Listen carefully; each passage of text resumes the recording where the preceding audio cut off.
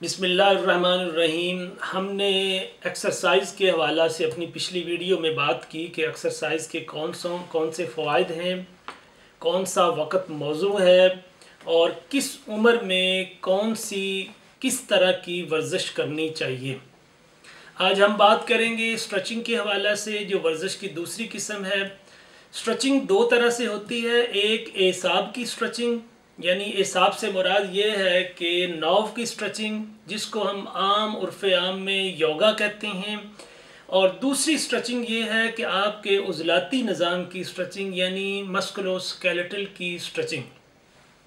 ये बहुत ही इम्पॉर्टेंट है। लोगों को इस चीज़ का इल्म नहीं होता कि जब भी वो कोई गेम करते हैं, जब भी वो कोई खेल में हिस्सा लेते हैं या खेल की ट्रेनिंग करते हैं, तो वो ये नहीं जानते कि स्ट्रेचिंग को प्रोमिनेंट किया जाए, स्ट्रेचिंग को फर्स्ट पहले किया जाए या स्ट्रेंथनिंग को पहले किया जाए।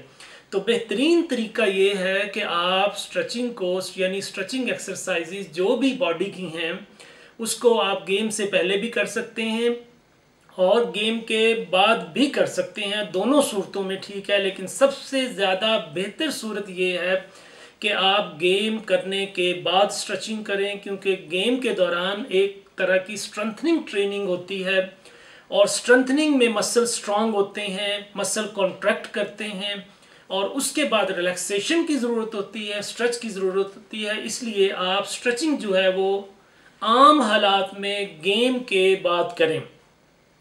दूसरी स्ट्रेचिंग जो मैंने बताई है वो एसाब की है। एसाब की स्ट्रेचिंग किस तरह से होती है, जो एक योगा आम उर्फ़ आम में पूरी दुनिया में एक तरह का एक ट्रेनिंग है, जो वर्जिश के हिसाब से और जिस्म को बॉडी के हिसाब से और उसमें उसको मुख्तलिफ़ किस्म की पोजीशन के हिसाब से उसको किया जाता है। तो योगा एसाब की स्ट्रेचिंग है, ये बहुत ही अच्छी ट्रेनिंग है। इससे मसल रिलैक्स होते हैं, इससे नर्व रिलैक्स होती हैं, इससे ब्रेन रिलैक्स होता है। तो लिहाजा ये इन चीज़ों को, यानी स्ट्रेचिंग एक्सरसाइजेस को अपनी ज़िंदगी का हिस्सा बनाना चाहिए।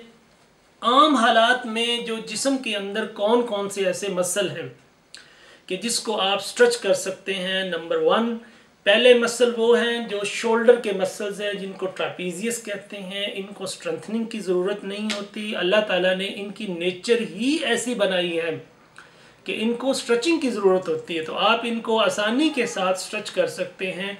फॉर एग्ज़ाम्पल, मैं अपने बाएं कंधे को स्ट्रेच देना चाहता हूँ, बाएं ट्रापीजियस को स्ट्रेच देना चाहता हूँ, तो मैं दायां हाथ अपने कान की लोब के ऊपर यहाँ पे प्लेस करूँगा और इसको मैं 5 सेकंड तक स्ट्रेच दे के रखूँगा।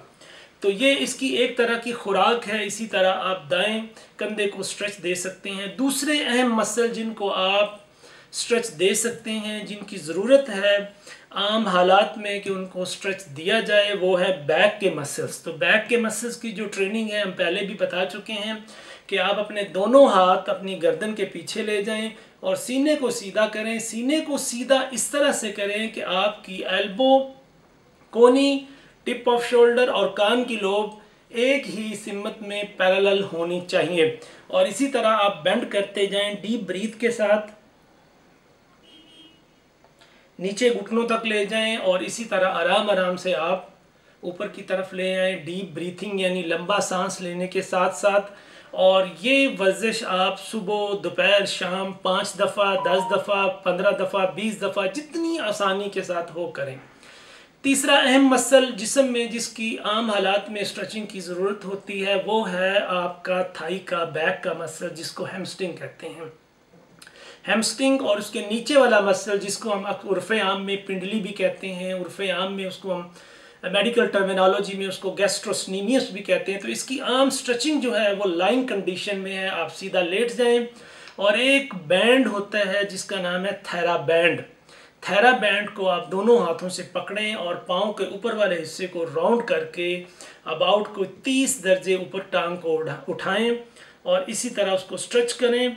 और स्ट्रेच को जो मेंटेन रखना है वो आप 5 सेकंड तक स्ट्रेच को मेंटेन रखें। 1, 2, 3, 4 एंड 5। इसके बाद आप टांग को नीचे ले जाएं और दूसरी टांग के साथ इसी तरह करें اور یہ عمل جو ہے آپ 5 سے 10 بار صبح، 5 سے 10 بار دوپہر کو، 5 سے 10 بار شام کو کر سکتے ہیں۔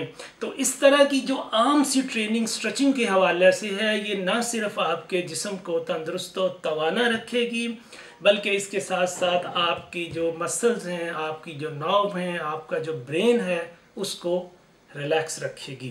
وما علینا الا البلاغ المبین۔